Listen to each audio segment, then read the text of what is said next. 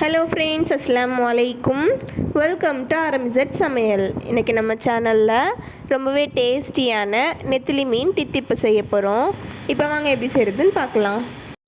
நெத்திலி மீன் தித்திப்பு செய்கிறதுக்கு ஒரு மிக்சர் ஜாரில் 1 டேபிள் ஸ்பூன் சோம்பு சேர்த்துட்டு 1 டேபிள் ஸ்பூன் கசகசாவை 1 மணி நேரம் ஊற வச்சு வச்சுருக்கேன். ஊற வச்ச தண்ணியோடு சேர்த்துக்கலாம். இது கூட 10லேருந்து 15 பல் பூண்டை உரிச்சு வச்சுருக்கேன், அதையும் சேர்த்துடலாம். சின்ன துண்டு இஞ்சி, 8லேருந்து 10 சின்ன வெங்காயம் போட்டுக்கலாம். சின்ன வெங்காயம் சேர்த்துக்கோங்க, அப்போ தான் இதுக்கு நல்லா டேஸ்ட்டாக இருக்கும். 2 பச்சை மிளகாவும் சேர்த்துக்கலாம். இது கூட ஒரு தக்காளியும் சேர்த்துடலாம். இது கூட சின்ன சைஸ் தேங்காயில் 1/2 மூடி தேங்காய் திருவி வச்சுருக்கேன், அதையும் சேர்த்துடலாம்.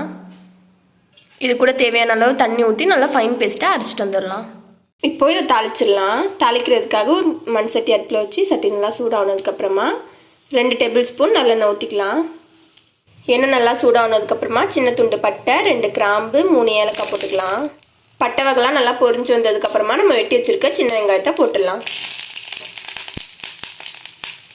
நான் ஒரு கைப்பிடி சின்ன வெங்காயத்தை இது மாதிரி பொடிசாக வெட்டி வச்சுருக்கேன். வெங்காயம் இது மாதிரி நல்லா வதங்கினதுக்கப்புறமா 1 டேபிள் ஸ்பூன் இஞ்சி பூண்டு பேஸ்ட் போட்டுடலாம். இஞ்சி பூண்டு பேஸ்ட் பச்சை வாசனை போடுற அளவு நல்லா வதக்கி விட்டுக்கோங்க.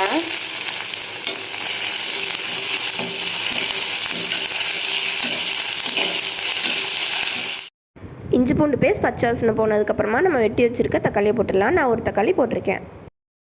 தக்காளி நல்லா மசிகிற அளவு வதக்கி விட்டுக்கோங்க.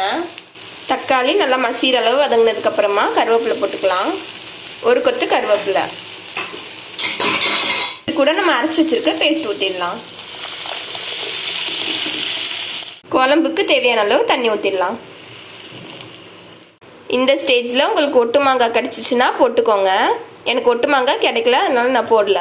மாங்காய் போட்டால் டேஸ்ட்டு இன்னும் கூடுதலாக இருக்கும். இந்த ஸ்டேஜில் இதை மூடி வச்சிடலாம். இது நல்லா கொதிச்சு வரட்டும்.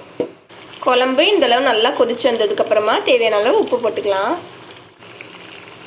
இது கூட நம்ம க்ளீன் பண்ணி வச்சுருக்க நெத்திலி மீனை போட்டுடலாம்.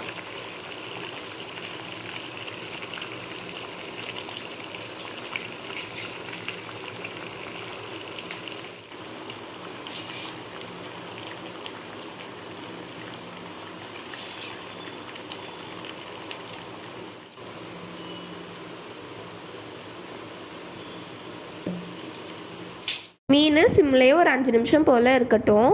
இப்போ இதை மூடி வச்சிடலாம். மீன் நல்லா வெந்துடுச்சு. கடைசியாக ஒரு கொத்து மல்லி இலை தூவி இறக்கிடலாம்.